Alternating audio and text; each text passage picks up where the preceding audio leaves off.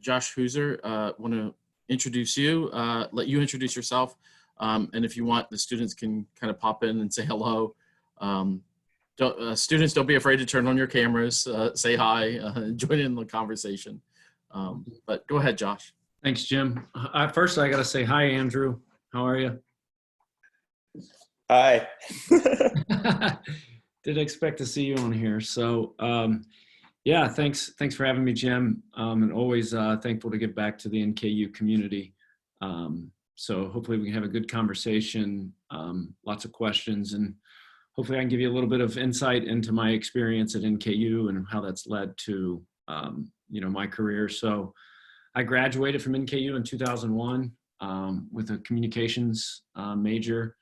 I really started my career at NKU. I had rushed a fraternity my sophomore year, and I really didn't rush. It was a small fraternity that didn't have enough people to team a flag football team. There was only 6 of them, and I think you needed 7. So I was asked to play flag football with them, and started playing flag football, and just got tied into the organization. Then we used to do fundraisers that were car washes at the top of the street where we would get donations, and I just kind of felt like in college there had to be a better way to raise funds for dues besides doing a car wash. So I started taking the organization off campus, and we would rent banquet halls out around the community, and we would throw events as fundraisers. And that's how we started to recruit talent within the organization. And by the second year, or the first full year of Rush, we became the largest organization on campus. We brought in the country's largest new Rushies into the organization. And from there, the venues and bars kept calling. And I started to just throw events, around the community. Upon graduation, I still had the venues calling me. I never created a resume. I just kept hosting events and marketing experiences. I started working for Jeff Ruby down at the waterfront as his marketing manager, and continued to throw events and left him in 2000. I'm going to date myself, in 2003, when I was 23 years old, and opened my first nightclub. So I opened a nightclub in Over-the-Rhine about less than 18 months after the riots in 2001. And once I did that, the space was really around art, the creative class, and allowing expression for young adults. So Condé Nast Travelers was a big publication, named it the top 30 nightclubs in the world, from Boston to Beijing and little Cincinnati in 2004. From there, I just kept opening different bars and entertainment hospitality venues until the economy crashed in 2009. That was about the same time that Facebook and Twitter had gone through its IPO, and social media was rising. And I kind of looked at like what I was doing within the venues, and to me, that was the original social media, because we were hiring photographers to come take photos that we would post on our website on Mondays at 11 a.m. And we would watch, the numbers increase as everybody went to that page to grab all their content of the photos from the weekend. So I kind of looked around and thought, as the world was moving more and more digital, the value of human experiences would inherently increase, and that the content from social experiences would become valuable, not only for brands and companies, but for the individuals that were owning and producing that content. So fast forward, up through, today, as I said, I'm the founder of AGAR, which was founded in 2008, 2009. We create experiences for communities, brands, and own and operate our own experiences to kind of cut our teeth. So everything from U-Bahn Music Festival, which was a underground EDM and hip hop music festival that we ran for 6 years, Danger Wheel, which is downhill big wheel racing that happens over in the Pendleton district, to our work with, and that's how I know Andrew, through Blink and our collaboration with the community and producing that 4-day event. And then also outside of that, we manage corporate sponsorship and experiential dollars. So many of you may be aware of the beauty cons or the complex cons or Comic Cons, these consumer festivals. We would represent a company that you would see at one of those experiences, both creating that BeautyCon booth or experience, as well as off the floor exclusive events for brands and companies. So that's kind of a quick snapshot and how my work at NKU kind of led me to one thing to another, and it's brought me to where I'm here today. So I currently sit on the board of alumni directors for NKU, and stay pretty engaged with the campus, both from student organizations as well as leadership team at NKU and the alumni board. So that's a little snapshot about me. Happy to answer any questions that there may be around life after college, being an entrepreneur, or just quite honestly, maybe you're stuck in where you want to be or what you want to do, and there's some advice or insight I could give to that. So is that helpful, Jim? Is anything else I should include? No, I think that's wonderful. So we'll open up for questions. I have a couple canned things to ask if we need be, but let's open it up to students. Any questions that you guys have, or advice that you sort of seek? They're a quiet group. All good. Welcome to the virtual world of Black Skis. So I had a question about, so you talked about Comic Cons, beauty cons, these sort of the human experiences, right? That you've been highly involved with over the past, let's not date ourselves, but decade and a half to 2 decades, yeah. Right? With the pandemic, sort of, we're witnessing that with the university moving into sort of digital environments, virtual environments. That's what you see here. Typically, we would hold this event, these lunch and learns, on our campus, right? And sort of, what do you see in terms of kind of the world moving forward from this pandemic, and how will that increase the importance for those sort of human-to-human contact events? Do you think it will change? Will we see a lot more of this? A bunch of blanked out screens on a Zoom call? What are your thoughts about kind of the world moving forward? Great question. As I said in 2008, 2009, when I started the company, we were based on our purpose, or a reason why was, as the world moves more and more digital, the value of a human experience and human interaction inherently increases. And that has absolutely never been more true than it is today. The idea of these Zoom calls, especially when they first started in the business world, there was this feeling of exhaustion after spending a day on, 3 or 4 Zoom calls in a day. And I believe, or I read an article where that exhaustion comes from the idea or belief that, mentally in my own mind, I can look into a screen and I can see everyone that I'm communicating with, and it feels like we're interacting. So your mental mindset has an understanding, hey, that I can see your expressions. We're having a conversation, but your physical attributes of your body are kind of being tricked. You're actually not getting that, the physical exposure out of that experience, and therefore you're more likely to become or feel Zoom fatigued. It's a real thing in the business world. If I look at my calendar and I've got 6 Zoom calls in a day, it's like, shoot me. It's pretty dreadful. However, some of this, what we're seeing is, a digitalization happening, 4 to 5 years of digitalization happening in 4 to 5 months right now. However, as a company, we've been, obviously negatively impacted. Aside from just my business, AGAR, I own, 2 different event venues, hospitality spaces.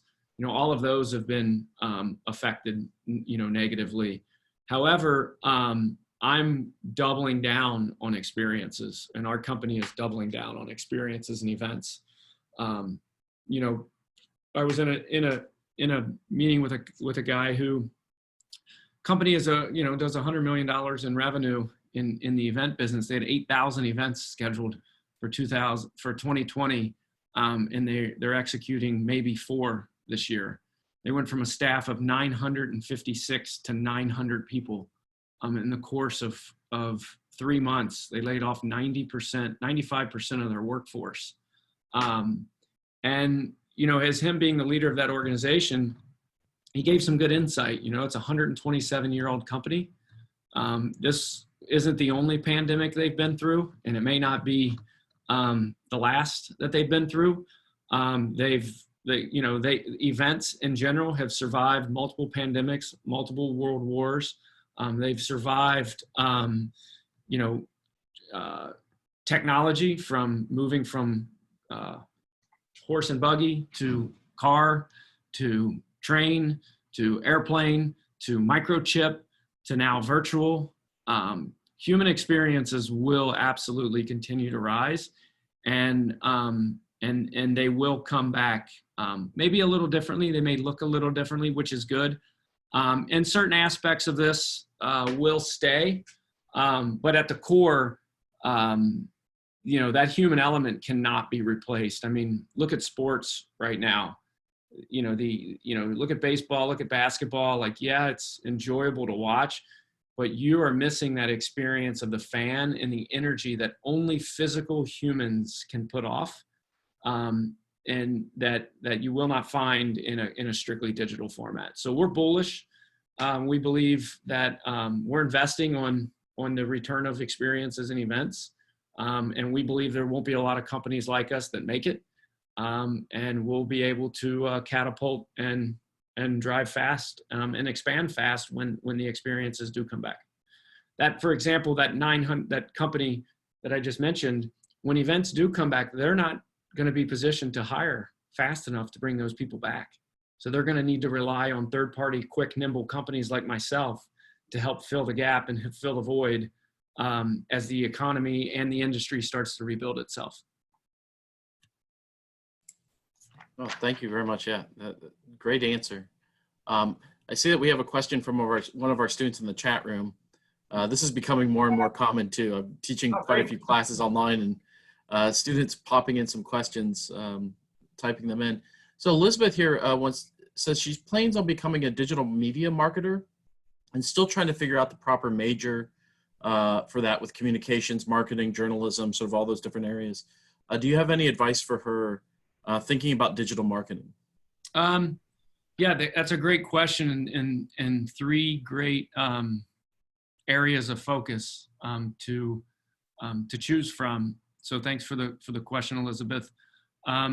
Right now, my gut would tell me, where do you feel most comfortable at, right? In regards to which of those divisions, because they're all 3 equally important. I was a communication major because I can always stand up in front of an audience and, I put me in front of 1 or 1,000 and I'm pretty good. Put me in 6 or 7 and I'm kind of not the best. So from a communication standpoint, let me just speak of it in 3 different sectors and kind of choose from there. From a communications standpoint, right now, communications has never been more important than it has been before, because you have so many companies right now that their industry has been disrupted, and they're trying to figure out how to communicate to their community and their consumer what their service offerings are in this time of need. So we pivoted in about a year and a half ago. I hired the managing director out of Hill & Knowlton out of New York, which is a global communications agency. And we pivoted towards comms and communications because we believed in a changing atmosphere in a digital world. companies constantly have to be thinking of how they're communicating to the public from a strategy perspective, not exactly what they are saying, but how they are saying it. And it's changing rapid fast. So the way you presented yourself even 6 months ago is not how you're presenting ourselves now. So communications in itself is predominantly a ever-changing, always ripe opportunity for companies that are looking for growth and how to communicate themselves externally and even internally to their employees. Internal communications right now, with so much unknown in the market, has become more valuable for companies than they have in the past, because there are truly people, their employees that are, even mine. I had a team meeting yesterday where they're just concerned about what the future looks like. And you've got to be able to be transparent and communicate with empathy, but also very direct on what the message is moving forward. So that's a piece of communications that I think is important, is understanding that it's not so much, it's the how and why you're communicating versus what it is you are communicating. You look at journalism, for example, and journalism, is moving in the world that's not your traditional, what I would say your traditional role of journalism. When you think of journalism in yesterworld, or even today's world, from a high level, you think of a writer or a reporter, in journalism, right? Well, what's being, if you're an excellent writer, most important part about in journalism is the storytelling, right? And so many companies right now are creating internal and external storytellers, that are a sense journalism, but they're not writing about today's, current events or politics or sports. They're the next phase of the communications. Once you figure out the how and the why, the journalism folks within organizations come in and do the storytelling that represent that in a verbal essence, right? And then even leads into a content essence. And journalism now can be script writing for content that's going to go out on social channels, marketing strategies, and then marketing itself is the actual application of those two pieces, right? How do you apply that? What channels are you putting that on? Where are you placing it? Is there a strategy, a paid strategy behind it? If so, what channels are you targeting? So all three of those are very similar in how they're described, but they're just very different functions of each. So I would say communications is, are you able to very distinctly, in very short statements, get a message delivered? Journalism is more of the storytelling, and marketing is really the distribution of those two. So hopefully that helps answer those questions. If you have a passion towards either one of those, then that's what you go into. I didn't know I was using my communication skill when I started throwing parties, but obviously I communicated a good time that people wanted to come to, and the audience continued to grow. So hopefully that was helpful in that question. Josh. Yep. I know that you started Ghost Baby like right before the pandemic, happened. So like, what does that look like right now, and how do you see that in the future, both near and kind of far?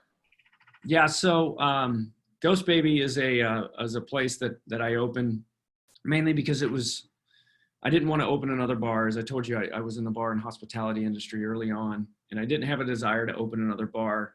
But I walked into this space, and maybe it's a little bit of arrogance and ego, or the ability to create an experience that's uniquely myself or Cincinnati. So I created a underground space. It's a throwback of a 1920s pre-prohibition meets the electric 80s speakeasy style bar that's 5 stories underground in an old logging tunnel under the streets of Over-the-Rhine. When we first opened, it came out, was very highly publicized opening. We were at capacity. I mean, 5 nights a week, reservations only. And there was the message wasn't completely understood because there had never been a bar or pub in Cincinnati that you had to make a reservation to go to. So it confused people, and the media, as we go back to communications, called it a nightclub, and it wasn't actually a nightclub. So we had all these people showing up thinking they were going to a nightclub when really they were going to a reservations only cocktail bar. So the place done extremely well in the first 5 weeks that it were open. Although there were people being turned away because we just didn't have the capacity. It holds 160 people. And at some nights on a Friday and Saturday, there was more than 160 people standing outside. So we got a lot of reviews on, Yelp and Google and the things you can't control about people, writing negatively about it because they couldn't get into the space. And I'm open and transparent of saying, yes, you can throw negative comments at a space because you may not understand it, and that's fine. Once COVID hit, we closed down for 3 months. Had to let go of the entire staff that we had just hired 4 weeks prior to. And it was kind of a blessing in reality that the place, that we were ordered to shut down, not from a financial perspective, but now in the world of COVID, I think people understand and appreciate the idea of making a reservation in a pub in a place, and they get the idea of coming into a space. So, and just wild things that you would never get thrown at from an entrepreneur with Ghost Baby. We had to close for 3 months and we couldn't reopen because the bartenders were making more on unemployment than they were if they would have came back and worked. So we were kind of at the liberty of our staff to come back and open the place up once the unemployment had ran out. That was listed. So we opened at the end of July. The last weekend in July, we reopened on a Friday and Saturday. Had Lauren Elise, amazing singer in town, do our reopening. And the place filled up. I had a good week back. And then that Tuesday, the governor put in the restriction of 10 p.m. So you can't serve alcohol after 10 p.m. If we would have known that, we probably wouldn't have reopened. We are opening right now under the premise of not how much money can we make, but how much money can we not lose. And and we're still getting up to capacity. We're filling up to capacity about 9:15 on Friday and Saturday nights, and the place has got to close at 10 o'clock. So we're getting 45 minutes of revenue when before I was getting 7 hours of full revenue. So I believe in the vision of the space. It is unique. I think people are starting to understand it. And now we have not gotten one review that hasn't been a 5-star review since we've reopened, because the service is up to par and people are seeing the experience for what it is. But as a 10 p.m. curfew or end of liquor license, which many bars in this town, you can't survive off of that. And it's just a matter of holding on and waiting for the current trends to change. So even if we went to midnight, we could make money. So hopefully that answered your question, Andrew. It did. Thank you. So it looks like we have another a question in the chat room. Just Josh, just as a little heads up. So most of the students here are not only I teach a class on social entrepreneurship in honors for the first year students, but some of them are also in the Introduction to Entrepreneurship course offered through the College of Business. And I think Jeff Ferrone, who teaches that class. So that's, I think, the reference here, Carson, if I'm not mistaken, is that some of the students are currently in that class. So what has your experience with your company taught you about entrepreneurship that you might not necessarily learn from coursework at NKU? It's interesting because, there's the one thing I don't think they'll ever teach you in school is, and they can hint to it or try to prepare you for it, is really, the amount of selflessness you have to really be to be an entrepreneur. When you're growing and hiring folks as a team, the entrepreneur, while it seems all glorious on the outside, just know that you're the last one to get paid. Absolutely. You're the very last one to get paid. Now, typically, if the money, when the business is making money, you can get paid very, very well. But in most cases, the one thing that say is you're always the last one to get paid, because you have a team that is relying on you, and you continually have to go out and look for new opportunities or create a vision for the company. The second biggest thing that you have to do, and you have to do this over and over again, is two things. Number one is you immediately have to set the expectation with each and every one of your employees on a day-to-day, month-to-month, and annual basis. What is the expectation that you expect from them, and what is the outcome that you expect from that expectation? It is your responsibility to set the expectation. If you're gray and you're not black and white in what that expectation is, then there becomes a lot of confusion. So you truly have to be very clear and direct in the expectation that you have, both as the individual and as the company. The second thing that you have to do, and I didn't learn this until a few years in, is rhythm of a company is very, very important. The rhythm of an organization and how you interact on a consistent basis, by creating consistent rhythms and repetitions in things, daily huddles, beginning of the week, end of the week leadership meetings, quarterly meetings, annual meetings.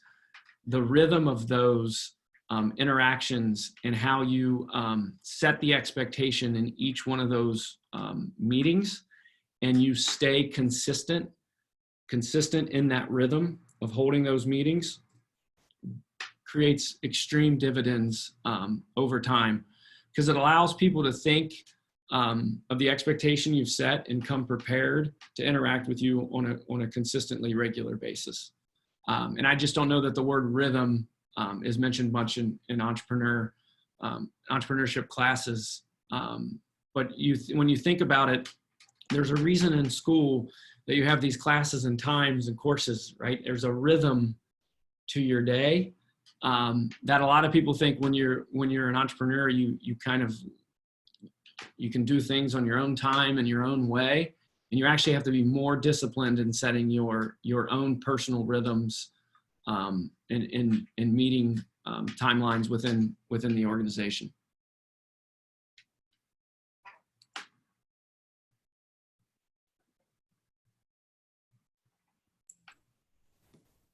Anything else? So I have a question for you about sort of how you became involved in college. I know you talked about, not necessarily rushing a fraternity, but getting involved in one, and then capitalizing on that opportunity. I think one of the things, I think almost every student here is a first-year student in college, so they're thinking about, the next 4 years. How do you manage, or how do you decide which things to get involved with, and sort of balancing that time commitment? One of the things that we've heard, you talk about rhythm.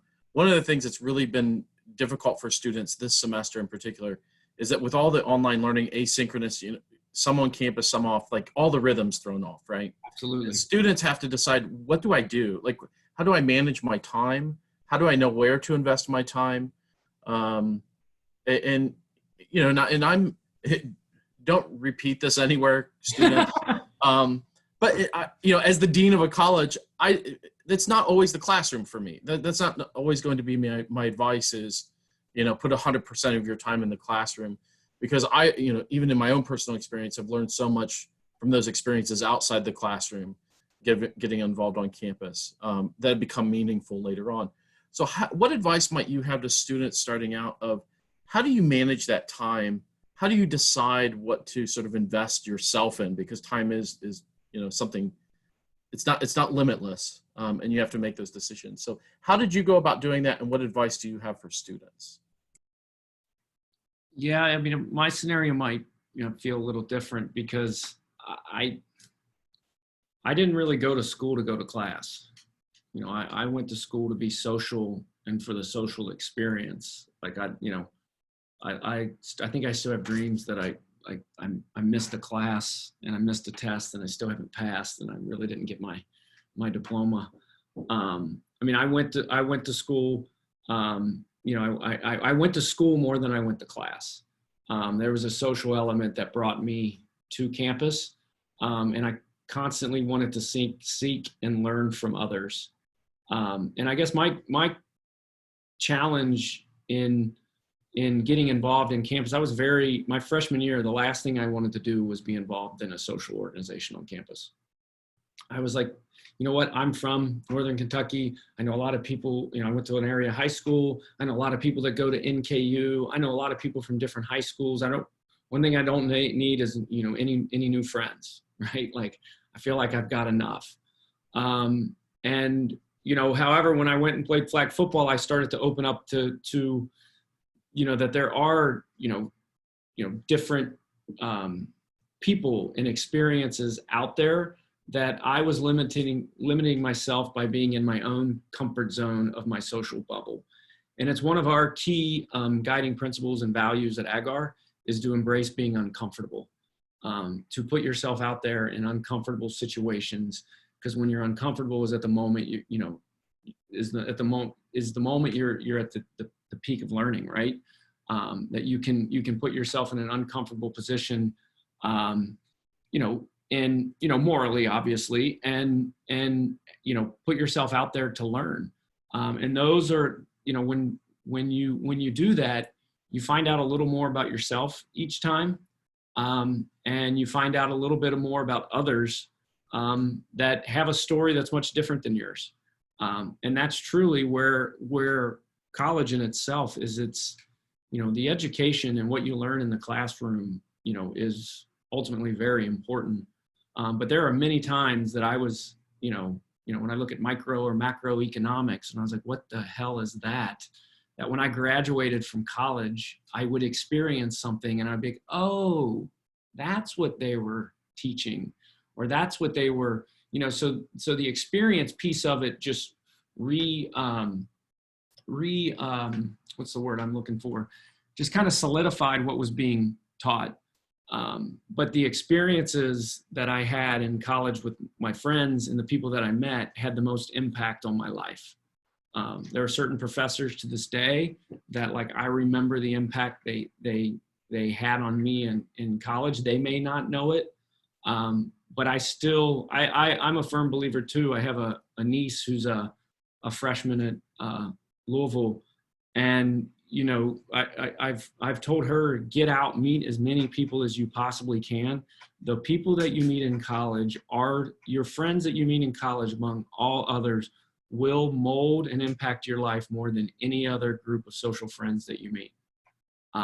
It's an exciting time, and you have to be open to meeting new people and having new experiences, and trying to learn and take those with you, is what I would say. I still have, best relationships with the ones that, if I didn't get out of my own bubble, I probably never would have met in college. Thank you. I appreciate that. Any questions, students?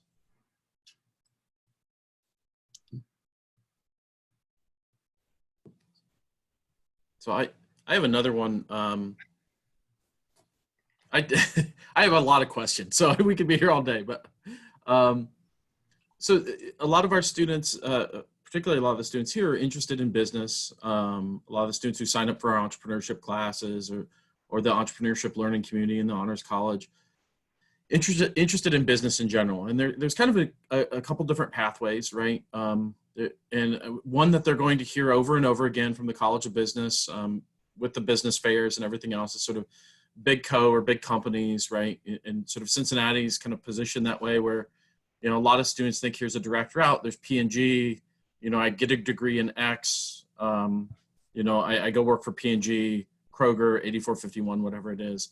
And then there's sort of the startup, ecosystem within Cincinnati as well.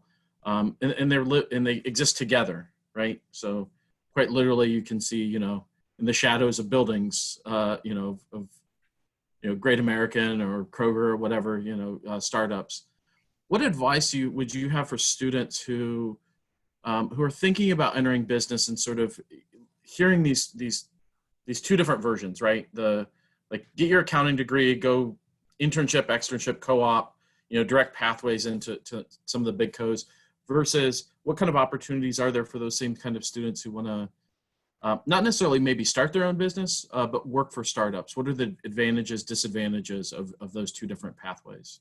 Yeah, so I would answer that first part of saying, you know, and I think you probably saw the Elon Musk tweet maybe, is you're directly compensated by the problems that you solve.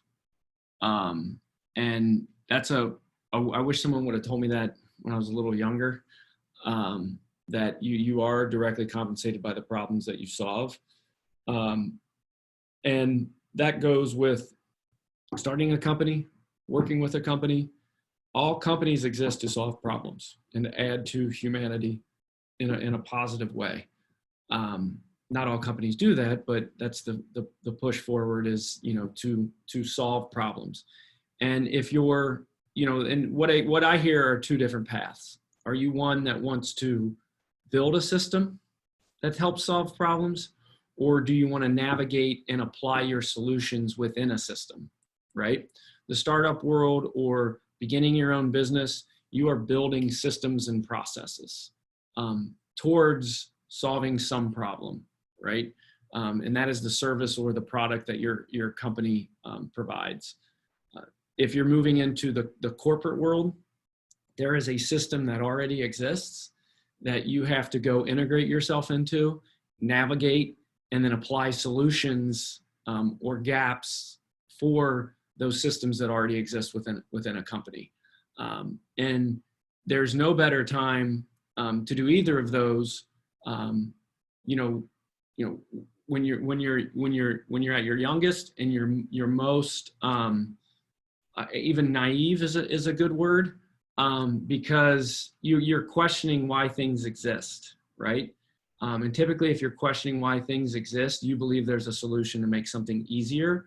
But at the end of the day, do you want to do that in a role where you're building that system, or you're navigating and applying the system that's already in place? When you hear startup and you hear this glamour of a world, you are building something from the very ground up. There is no system in place. You have to build the system while also solving the problem. A company like Proctor and Gamble, they are extremely successful because they have decades and decades and decades of system and processes that you follow, or you're expected to follow. Now, the ones that succeed within those organizations are the ones that kind of disrupt and create solutions or efficiencies within that processes to gain better traction. So, you know, I think it's not a matter of, you know, one or the other.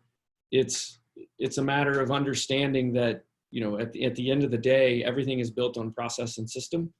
And you've got to understand where you feel your key strengths are, and getting experiences on both sides of those are only going to help. So I unfortunately don't have any corporate background in that understanding. And one thing I was taught when I was from my mentors, I was building the company and starting to make strategic hires, was, you know, being able to hire someone that could speak that a company or client's accent, maybe not so much their language. So when I go in and I meet with Procter and Gamble, I don't know their language per se, but I have people on my team that understand their accent, that understand how to communicate within that organization to gain revenue and work.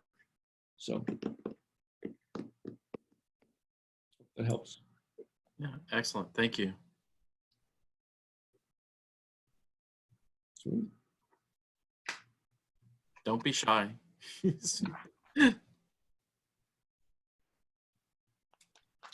So I'm curious, what work did you and Andrew do together that you know one another? So Andrew, his father and his business partner, Steve McGowan, are with Brave Berlin.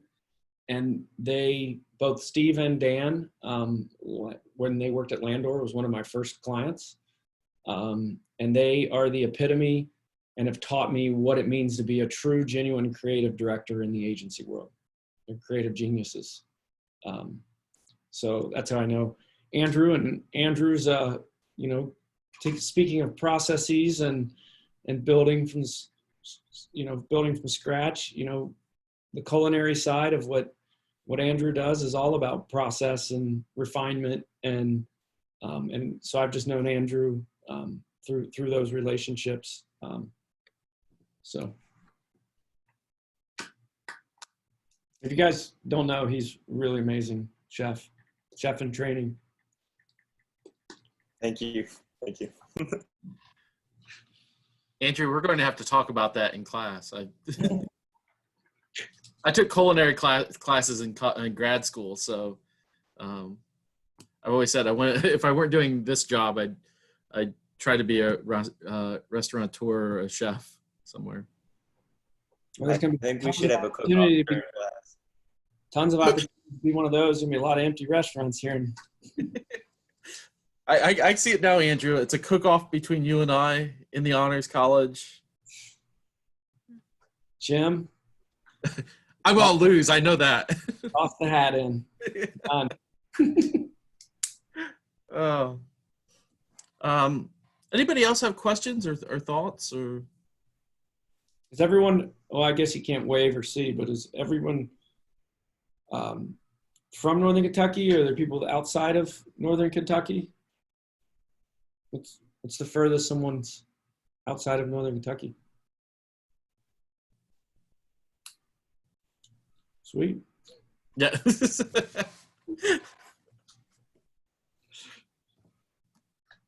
Okay.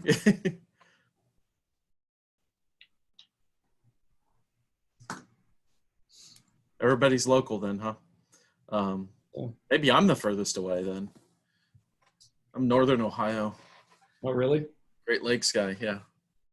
We won't hold that against you. You don't tell me you're a Cleveland fan. Oh, no. Detroit. Okay. I grew up south of Detroit. Awesome.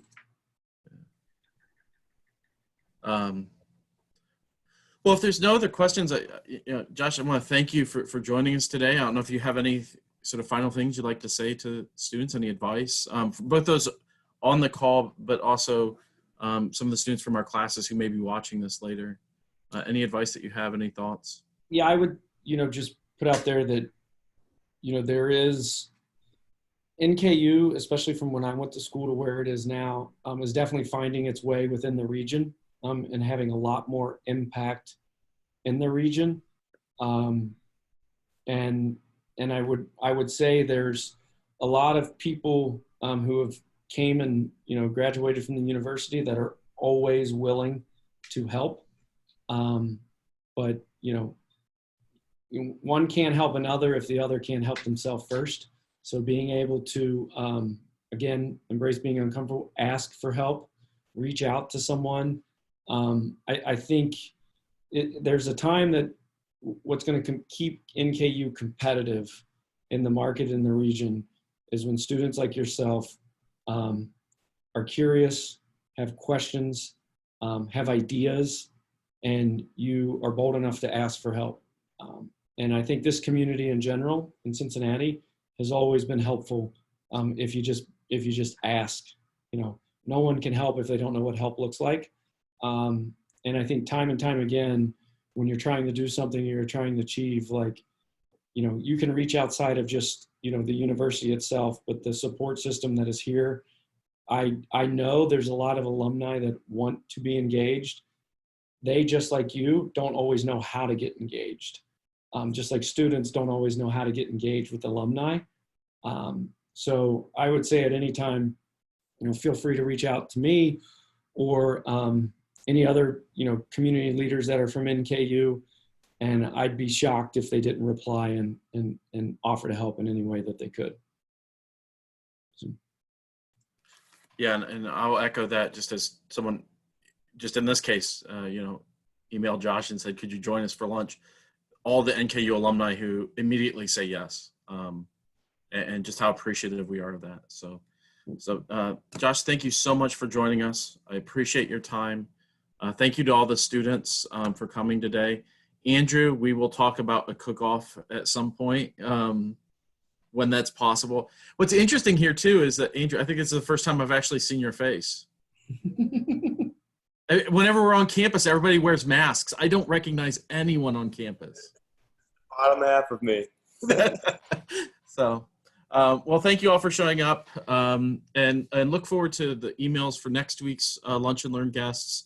Appreciate everyone coming, and thank you, Josh. Sort of a virtual round of applause for our guests. Thank you. We'll see all of you soon. Yeah. Thanks a lot.